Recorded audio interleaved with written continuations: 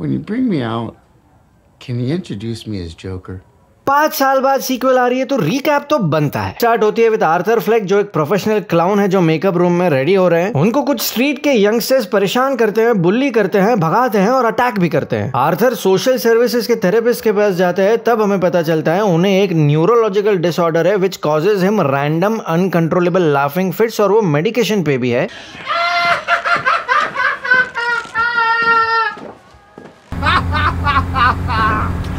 That's funny?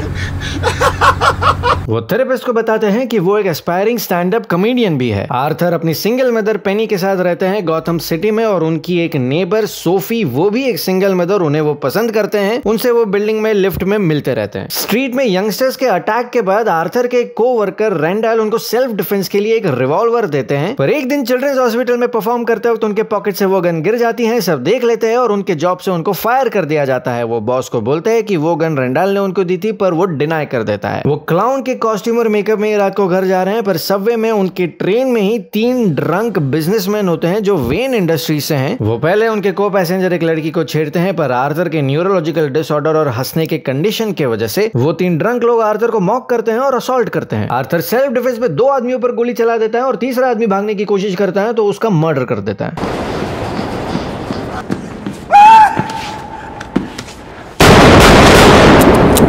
ये killings एक national news बन जाती है। उन 3 आदमियों के बॉस जो है थॉमस वेन, वो मीडिया में आके इस इंसिडेंट की बात भी करते हैं। थॉमस वेन मेयर इलेक्शंस के कैंडिडेट भी हैं और नॉर्मल पब्लिक प्रोटेस्ट कर रहे हैं, सपोर्ट कर रहे हैं क्लाउन मास्क पहन के। सोशल सर्विसेज आर्थर फ्लेक को बताते हैं कि बजट कट के वजह से अब वो उनको मेडिकेशन नहीं दे पाएंगी। आर्थर अपनी नेबर और क्रश सोफी को कॉमेडी क्लब में आने, उनका कॉमेडी शो देखने इन्वाइट करते हैं। सोफी आती है और वो शो बहुत ही ज्यादा बुरा फ्लॉप शो होता है। उनके सारे जोक्स फ्लैट होते हैं, कोई हंसता नहीं है, और खास करके उनके कंडीशन की वजह से।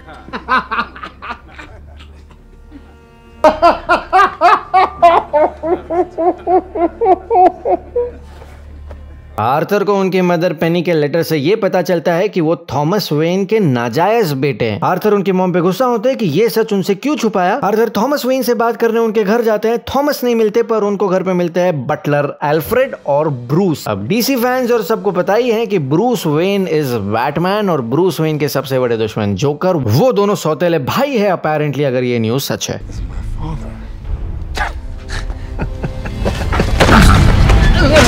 आर्थर की मॉम पेनी को स्ट्रोक आता है, वो हॉस्पिटलाइज हो जाती है। हॉस्पिटल में टीवी में आर्थर के आइडल और popular late night talk show के होस्ट मरी फ्रैंकलिन का एक एपिसोड देखते हैं, जिसमें वो आर्थर के कॉमेडी का फेल्ड शो टीवी पे दिखाते हैं, उनको मॉक करते हैं और उनको बुलाते हैं जोकर। आर्थर जैसे तैसे डिस्गाइज लेके मूवी थिएटर के वॉशरूम में थॉमस वेन को मिलते हैं, उनको कन्फ्रंट करते हैं। थॉमस वेन सब फैक्ट्स को डिनाई करते हैं कि मैं तुम्हारा बाप नहीं हूँ, इनफैक्ट पेनी भी तुम्हारी माँ नहीं है, तुम अडॉप्टेड हो। आर्थर के कंडीशन की वजह से वो फिर से हंसने लगता है। She's crazy.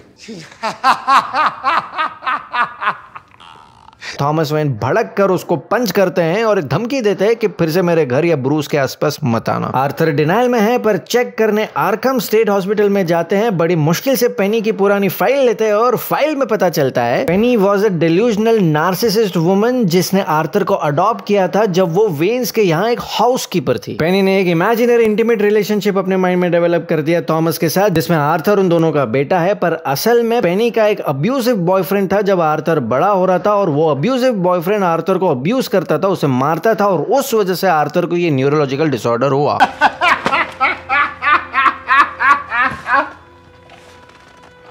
आर्थर उस बुरे स्टेट ऑफ माइंड में अपने बिल्डिंग में उसकी गर्लफ्रेंड सोफी के घर पे जाते हैं, और सोफी तब उसे कहती है यहाँ से निकल जाओ। तब हमें पता चलता है कि वो दोनों जो घूमे, वो कॉमेडी शो देखने आई थी वगैरह वगैरह, वो सब कुछ एक आर्थर का इमेजिनेशन था, हेलुसिनेशन था, वो सब रियल नहीं था। अगले दिन हॉस्पिटल बेड पे आर्थर अपनी माँ की जान ले लेता है पिलो से उसको मार के। आर्थर को कॉल आता है उसके आइडल, उसके फेवरेट मरी शो में इन्वाइट होने के लिए। आर्थर प्लान करते हैं कि वो शो में जाएंगे और कैमरे के सामने लाइव टेलीकास्ट टेलीकास्ट में अपने आप को मार देंगे। आर्थर शो में जाने के लिए रेडी हो रहे हैं, क्लाउन का मेकअप कर रहे हैं, तब उनके घर उनके पुराने कोवर्कर्स रेंडल और गैरी आते हैं उनके घर उनसे मिलने। वो रेंडल को बड़ी बेरहमी से मार देते हैं पर गैरी को छोड़ देते हैं क्योंकि वो उनके साथ अच्छे थे। दो डिटेक्टिव्स आर्थर को इन्वेस्टिगेट कर रहे हैं, अगर उसका कोई सबवे मर्डर्स में कोई इन्वॉल्वमेंट है। वो दोनों आर्थर को फॉलो करते हैं पर आर्थर एक ट्रेन में चढ़ जाते हैं जहां पे ऑलरेडी बहुत सारे क्लाउन प्रोटेस्टर्स है, सबने क्लाउन के कपड़े और मास्क पहन के ट्रेन में ट्रैवल कर रहे हैं। तो उस भीड़ और केओस में एक detective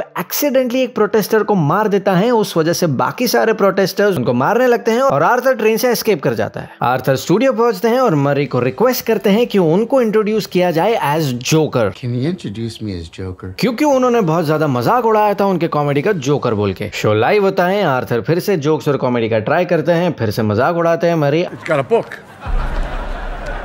book of jokes. Knock, knock. And you had to look that up?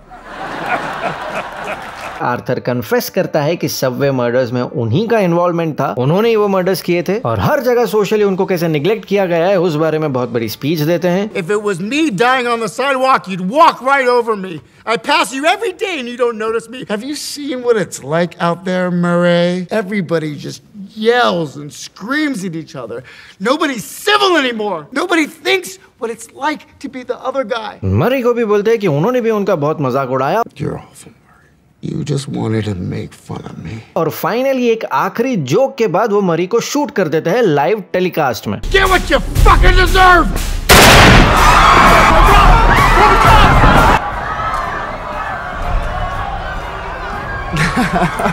Arthur को अरेस्ट किया जाता है, उनको पुलिस कार में ले जा रहे हैं पर पूरे शहर में राइट्स हो गए हैं और कुछ प्रोटेस्टर्स एक एम्बुलेंस में पुलिस कार को क्रैश करती हैं और जोकर को आर्थर को पुलिस कार से छुड़ाती है, उनको वहां से निकालती है। मीनवाइल राइट में से एक आदमी एक गली में वेन फैमिली के सामने आ जाता है और शूट करके मार देता है थॉमस वेन और उसकी वाइफ को और ब्रूस वेन को छोड़ देता है, जो कि हमें हिस्ट्री पता है, जो होती है बैटमैन की बचपन की back story. Arthur police car के ऊपर खड़े रहते हैं, डांस करते हैं, क्राउड को चीयर करते हैं, ब्लड से अपने हाथों से अपने फेस पे स्प्रेड करते हैं into the shape of a smile. Cut to Arkham में आर्थर अपनी नए थेरेपिस्ट के साथ बैठे हैं, वो अपने आप में हंस रहे हैं ये कह के कि उन्हें एक जोक याद आ गया। सेशन के बाद जब वो निकलते हैं वो खून के शू प्रिंट्स का ट्रेल पीछे छोड़ जाते हैं और कुछ पुलिस वाले उनको कॉरिडोर में चेस करते हैं। पिक्चर खत्म, दी and. I think 18 trillion versions of this movie just based on the way he would do things so differently every time. So please welcome Joker.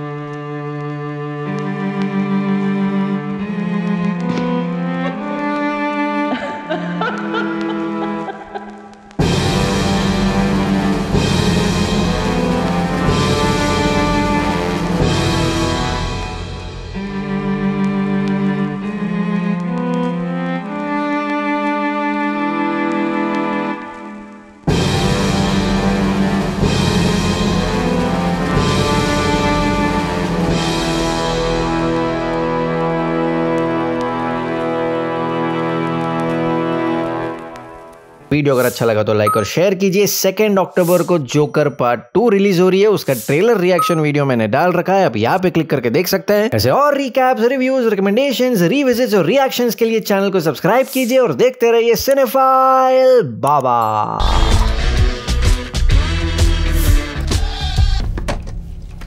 Good night.